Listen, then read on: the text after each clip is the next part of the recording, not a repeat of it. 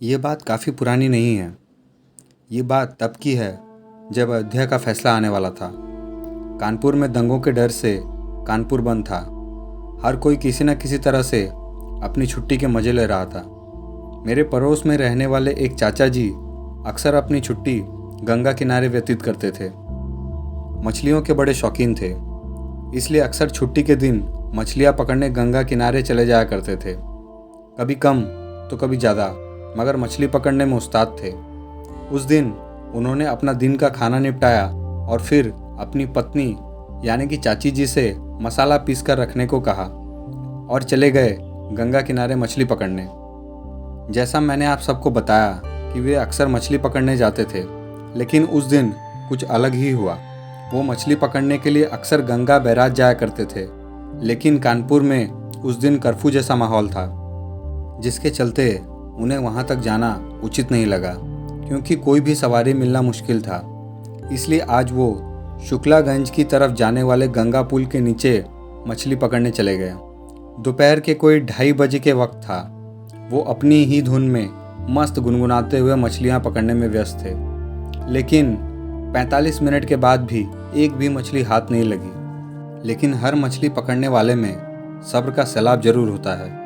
वो भी सब्र करते हुए मछली पकड़ने की पूरी कोशिश करते जा रहे थे। वैसे भी गंगा के किनारे की खूबसूरती इतनी मोहक होती है कि वहाँ बैठने वाले इंसान का दिल कभी भर ही नहीं सकता, तो बोर होने की बात ही अलग है। वो भी अपनी खुशी में मग्न अपने काम में लग पड़े थे। अचानक उन्हें महसूस हुआ कि उनके कांटे में कोई मछली फंसी है। उनके मन में खुशी की लहर दौड़ गई, लेकिन अभी पहले उन्हें देखना था कि मछली कितनी बड़ी। अगर छोटी हुई तो कोई फ़ायदा नहीं होगा, क्योंकि उनके परिवार में 5 लोग हैं। सिर्फ एक छोटी मछली से कोई फ़ायदा नहीं होगा। खैर, वो अपनी इतनी देर के बाद आई पहली सफलता को लेकर बहुत ही उत्साहित थे। उन्होंने कांटे की डोर को पकड़कर बाहर खींचना चाहा, मगर उन्हें भार कुछ ज़्यादा ही लगा। वो खींच नहीं पा रहे थे। उन्होंने अपनी उस मछली पकड़ने वाली डोर को एक पत्थर से बांध दिया और पूरा जोर लगाकर उस मछली को बाहर निकालने में लग गए। वो काफ़ी जोर लगा रहे थे, मगर उसे बाहर खींच नहीं पा रहे थे। एक तरफ उनके मन में बड़ी मछली पकड़ने की खुशी उन्हें हार मानने नहीं दे रही थी, और दूसरी तरफ वो मछली जो बाहर आने के बजाय जैसे चाचा जी को ही अंदर खींचना चाहती थी। काफ़ी जोर लगाने के बाद जब चाचा जी ने समझ लिया कि यह मछली अब बाहर नहीं आ सकती और ना ही कोई और वहाँ था जो चाचा जी की मदद कर सकता था, चाचा जी ने उस मछली को छोड़ देने का फैसला किया और एक आखिरी उम्मीद के साथ थोड़ा सा डोर को ढीला छोड़कर फिर एक साथ अपना सारा जोर लगाकर उसे खींचा। वो मछली अब बाहर आ गई। ये देखकर उनके चेहरे पर चमक आ गई। वो मछली देखने में करीब 5 फुट की थी और वज़न करीब 8 किलो का होगा। वो कांटे के साथ उछलकर बाहर आई थी। चाचा जी से करीब 3 मीटर की दूरी पर गिरी। चाचा जी अपना सामान वगैरह छोड़कर उसके पास खुशी से गए, ये सोचते हुए कि इतनी बड़ी मछली को अकेले घर कैसे लेकर जाएंगे। वो उस मछली के पास पहुँचे। पहले तो उसे मछली को देखकर दंग रह गए। वो मछली बहुत अजीब किस्म की थी, जैसे उन्होंने अपनी ज़िंदगी में पहले कभी नहीं देखी थी। काली और थोड़े से हरे रंग के दाग से थी उस मछली पर। लेकिन सबसे ज़्यादा हैरान करने वाली बात जो थी वो थी कि उस मछली ने अपने मुंह में एक इंसान का सर पकड़ कर रखा था, मानो जैसे कि वो उसे खाने वाली थी। इस बात से वो बिल्कुल भी नहीं डरे, क्योंकि लाख पाबंदी होने के बाद भी कभी कभी गंगा नदी में लाशें देखी जाती है, जिन्हें अगर सरकारी कर्मचारियों ने देख लिया तो वो उसे निकाल लेते हैं, वरना ना जाने कहाँ तक उसका सफ़र जारी रहता होगा। ऐसी ही लाशों को अक्सर बड़ी मछलियाँ भी खा जाती है। ऐसा ही कोई वाकया समझकर चाचा जी को डर नहीं लगा। उन्होंने सोचा शायद किसी लाश को खाने की कोशिश की होगी इस मछली ने, मगर खा नहीं पाई, इसलिए सर इसके मुंह में फंस गया है। वो मछली बिना तड़पे वैसे ही पड़े रही। जो सर उसके मुंह में था उसका पीछे का हिस्सा चाचा जी को दिख रहा था। मछली की पड़ताल करने के लिए चाचा जी ने पहले धागा खींचा। दोस्तों, जैसा कि आप लोग जानते हैं, मछली पकड़ने पर कांटा हमेशा उसके मुंह में होता है, तभी वो पकड़ में आती है। लेकिन इस मछली का वो कांटा उसकी पूंछ में लगा था। आम तौर पर पूंछ पर कांटा लगता नहीं है और अगर लग भी जाए तो मछली उसे आसानी से निकाल लेती है, चाहे वो कितनी भी छोटी मछली क्यों ना हो। और इतनी बड़ी मछली पूंछ पर कांटा लगने के बाद भी पकड़ में आ गई। ये दूसरी बार था जो उस मछली ने उन्हें हैरान किया था। लेकिन अब वो इन सब बातों को भूलकर बस ये सोचने लगे कि इस सर को इसके मुंह से निकालकर इसे घर कैसे ले जाएं। उन्होंने मछली को पलट दिया। अब उस मछली के मुंह में फंसे उस सर का चेहरा चाचा जी की तरफ हो गया। देखने से लगता था कि वो किसी ज़्यादा उम्र वाले व्यक्ति का सर नहीं था और ना ही वो लाश ज़्यादा पहले गंगा में फेंकी गई होगी। उस सर का चेहरा सही सलामत था। वो उसे निकालने की कोशिश करने लगे। फिर उन्होंने सोचा कि सर को हाथ लगाना ठीक नहीं होगा, इसलिए अपने छोटे से थैले से, जिसमें वो मछली पकड़ते वक्त ज़रूरत का सारा सामान रखते थे, एक छोटा सा चाकू निकाला। उन्होंने सोचा कि मछली के मुंह को थोड़ा सा काट कर फैला दिया जाए तो वो सर बाहर निकल जाएगा, जिसे वो वापस गंगा में फेंक कर मछली को लेकर चलते बनेंगे। जैसे ही उन्होंने चाकू मछली के मुंह पर रखा, उस चेहरे ने आंखें खोलकर चाचा जी की तरफ देखा। एक पल को तो दोनों की नज़र मिली, फिर चाचा जी को काटो तो खून नहीं। ऐसा दृश्य देखकर चाचा जी की आंखों के आगे अंधेरा सा छाने लगा और वो झटके से पीछे हटे और खूब जोरों से चिल्लाते हुए अपना सारा सामान छोड़कर घर की तरफ दौड़ लगा दिए। उनके घर से उस गंगा घाट की दूरी कोई 1 किलोमीटर होगी। इतनी दूरी उन्होंने दौड़ते हुए ही तय की। वो घर पहुंचते ही घर में गिरकर बेहोश हो गए और वो कपड़ों में ही मल मूत्र त्याग कर चुके थे। उस वक्त उनके डर की कोई सीमा नहीं थी। घर में हाहाकार मच गया। पड़ोसी घर में मधुमक्खी की तरह जमा हो गए। किसी को कोई अंदाज़ा नहीं था कि उनके साथ हुआ क्या था, इसलिए सब ज़्यादा परेशान थे। बच्चे बड़े हैं उनके। उन्होंने चाचा जी के कपड़े बदले और उन्हें अस्पताल लेकर गए, जहां डॉक्टर ने उन्हें कोई सदमा या डर बेहोशी की वजह बताई।